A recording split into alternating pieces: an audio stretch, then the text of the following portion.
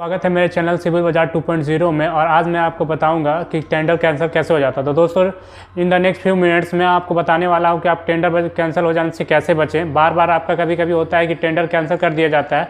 उसके प्रमुख 4 कारण हो सकते हैं। पहला सबसे प्रमुख कारण है कि कोई वीआईपी या स्पेशल आदमी को टेंडर देने के लिए आपका टेंडर की कोई गलती दिखा करके उसका टेंडर कैंसिल कर दिया जाता है। तो दोस्तों ऐसे टेंडर में गलती से बचने के लिए आपको सबसे पहले होगा कि आप जाके उसमें पेपर ऑनलाइन चेक करें। आप खुद से टेंडर का ऑनलाइन जांच करना सीखें। इसके लिए आप जब ज़रूरत पड़े तो आप हमें कॉल भी कर सकते हैं।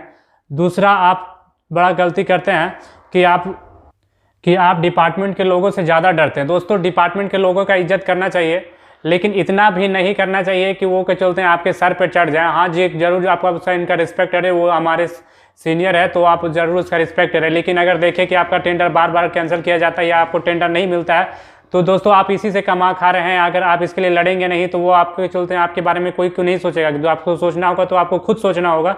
दूसरा, आपके बारे में कोई कभी नहीं सोचेगा। इसलिए आप भी जब भी टेंडर कैंसिल हो तो आप जाके डिपार्टमेंट के लोगों से कारण पूछिए। आप उसका कारण पूछिए कि क्यों ऐसा हो रहा है, और नहीं तो हो सके तो आप उसका रिकॉर्डिंग भी कीजिए कि आपका टेंडर बार बार कैंसिल क्यों किया जाता है। आपका के चलते जरूरी जो ये भी हो सकता है कि आपके टेंडर में कुछ गलती किए हों, लेकिन तब एक काम कीजिएगा कि चलते दूसरे जो टेंडर डाले हैं उनके टेंडर से आप मिलाइएगा।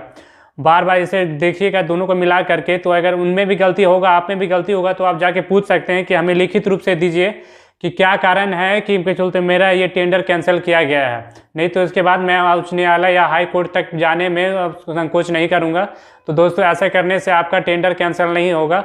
बाकी आप जो इतना भी है बना के रखिए कि जो अपने डिपार्टमेंट को लोगों से जान पहचान बना के रखिए, वो अच्छी बात है। लेकिन जब आपको काम ना मिले तो आप ज़रूर इसके लिए खड़े होइए, ये बहुत ज़रूरी चीज़ है। तीसरा मेन कारण होता है कि आप लोग कभी कभी गलत टेंडर डालते हैं या जो रेट होता है रेट आप गलत डाल देते हैं, जिसके कारण उन्हें टेंडर कैंसिल करना पड़ जाता है।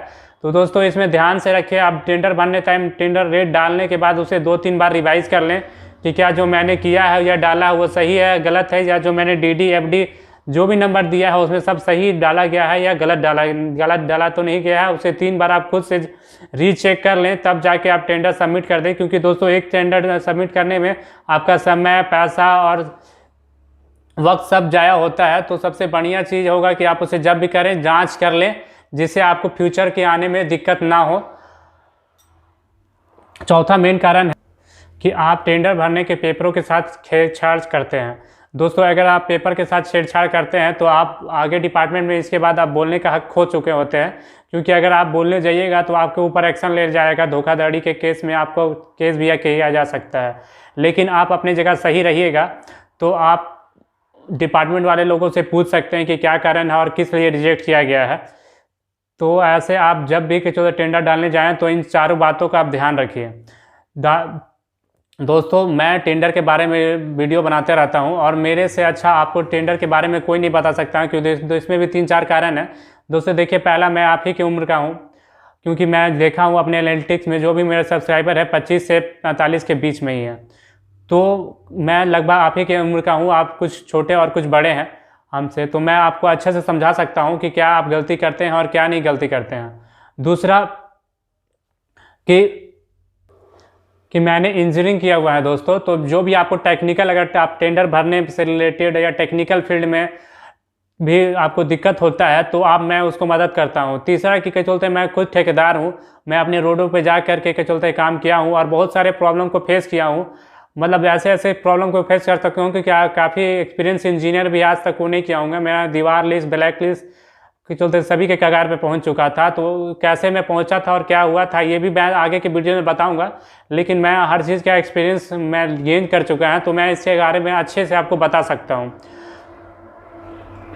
तो दोस्तों चैनल को अच्छा लगे तो लाइक सब्सक्राइब ज़रूर करें। बहुत सारे जो मेरे व्यूवर्स हैं वो चैनल को देखते हैं लेकिन फॉलो नहीं करते हैं। अगर आप यूट्यूब पे देख रहे हैं तो इसे सब्सक्राइब जरूर करें, और हमारे अगर फेसबुक पे आप देख रहे हैं तो इस चैनल को फॉलो करें। वीडियो पे बने रहने के लिए धन्यवाद। जय हिंद।